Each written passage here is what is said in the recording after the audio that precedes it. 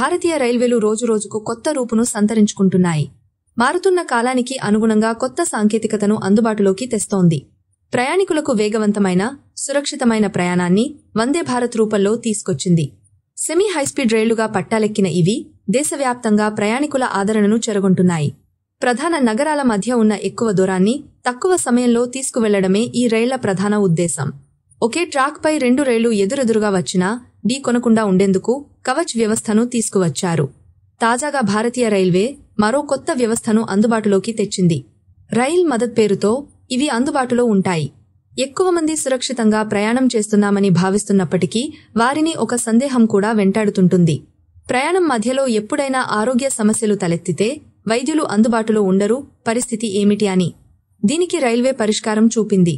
వారికి ఏవైనా సమస్యలు వచ్చినప్పుడు ఆన్ కాల్ ద్వారా వైద్యుడిని, వైద్యురాలిని సంప్రదించవచ్చు.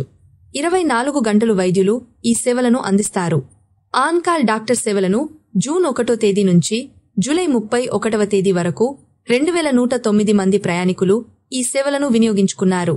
వైద్య సదుపాయం అవసరమైతే వెంటనే టీటీఈకి సమాచారం ఇవ్వాలి.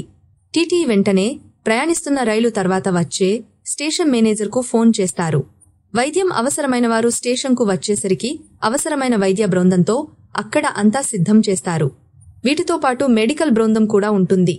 దీనివల్ల రైలులో ప్రయాణం చేస్తున్నప్పుడు ఆరోగ్య సమస్యలు వస్తే ఎలా అనే సందేహాన్ని వదిలివేయవచ్చు.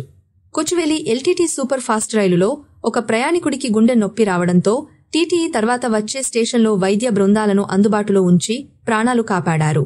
కొల్హాపూర్ ముంబై రైలులో కూడా గర్భిణికి పురిటినొప్పులు రావడంతో తర్వాత వచ్చే స్టేషన్లో వైద్య బృందాన్ని సిద్ధం చేసి 2 ప్రాణాలను కాపాడారు. ఆమెకు ఆడపిల్ల జన్మించింది. రైలులో ప్రయాణం చేస్తున్నప్పుడు ఇక నుంచి ఎటువంటి సందేహాలు పెట్టుకోవద్దని వైద్య బృందాలు సిద్ధంగా ఉంటాయని అధికారులు చెప్పారు.